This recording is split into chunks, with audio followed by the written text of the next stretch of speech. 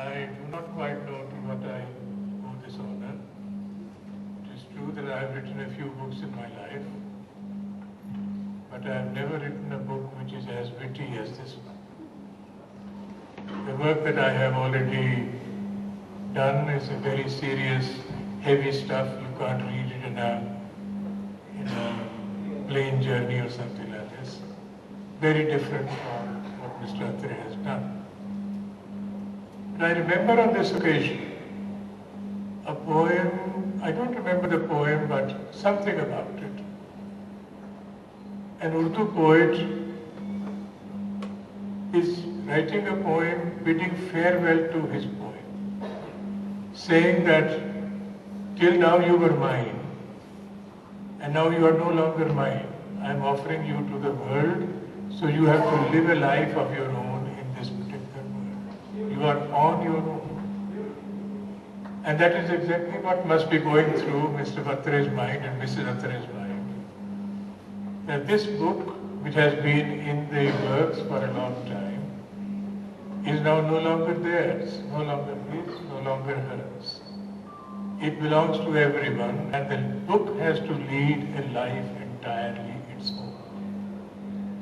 And it's a hazardous journey, I can tell you that. It is not free of hazards.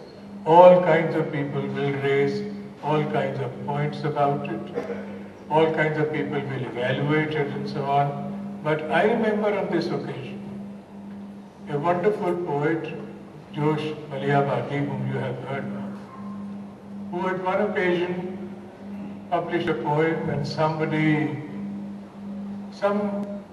newfangled, newly arrived on the scene kind of a critic, so-called critic, wrote a very, very severe criticism of that poem. And that provoked Josh Malihabadi to write a very, very long poem called Naqad Se Khitab, addressing himself to the critic.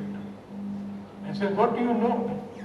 What on earth do you know about what poetry is? Rahe mein naqad ye kya sitam karta hai tu?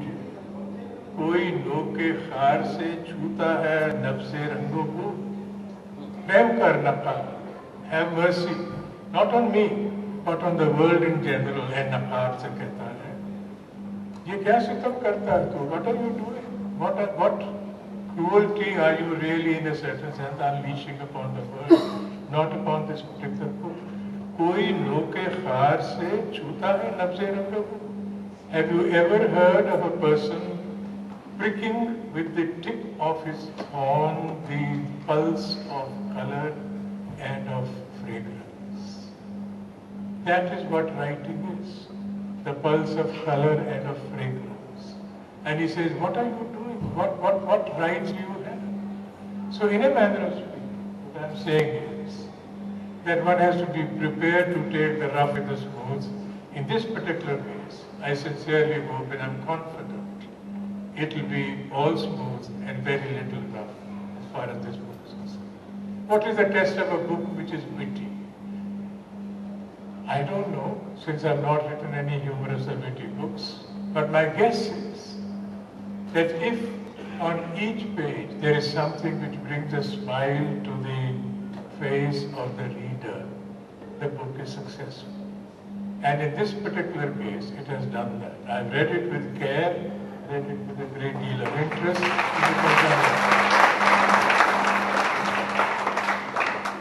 Quite obviously, Mr. Atray did not start off by writing a book which was on poetry, not on philosophy, not on the graver things of life, as he said himself, but these are snippets of life and snippets of an interesting life, and which brings people whom this person, this fictional person, I'm not so sure he is that fictional, brings to the people that he encounters, all kinds of people.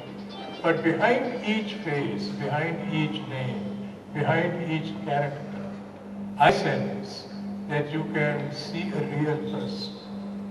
Somebody whom you have met in your life, somebody whom you have encountered or interacted with, and that comes from an experience of life which is uncommon.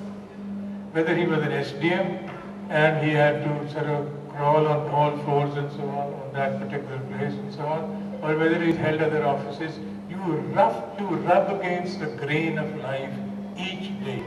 And from that rubbing against the grain of life comes experiences of the kind that Mr. Atray has incorporated in this. I would not call it a novel. I don't think he called it a novel. It's a serial. It's a series of encounters.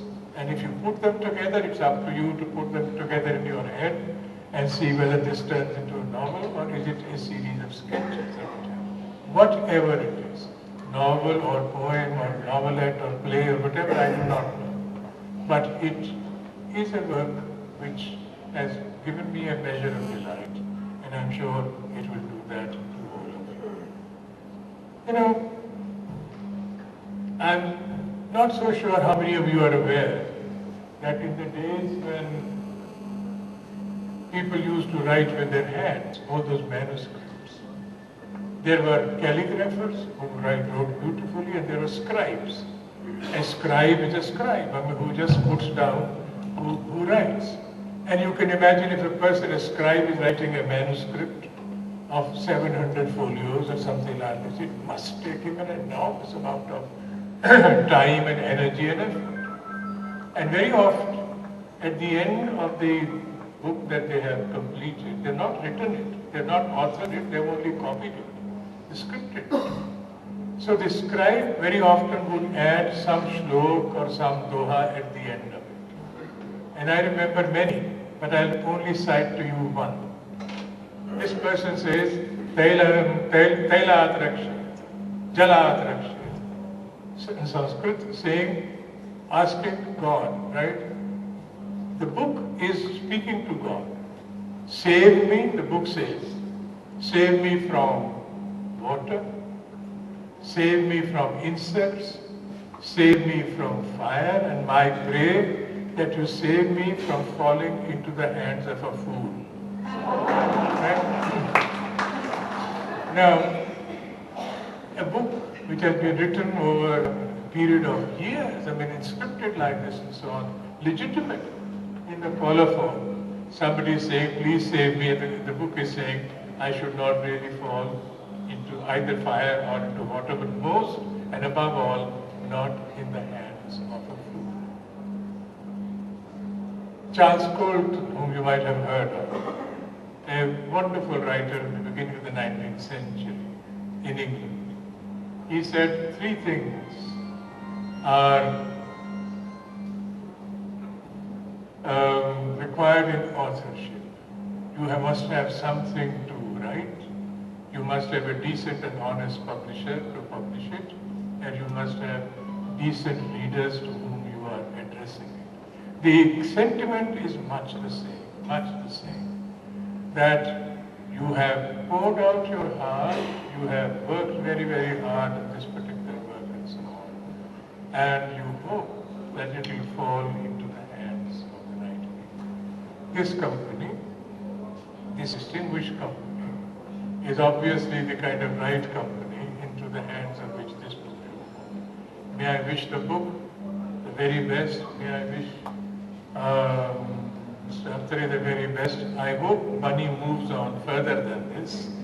I hope that he will not only be a banker and not only be an entrepreneur, not only be, shall we say, a speaker who becomes a speaker by accident and things like this. He will not only meet Tarana or Niyati or Mrs. Chari, but many more characters as we go along. May I wish you the very best, Mr. Atray, and may I thank you very much.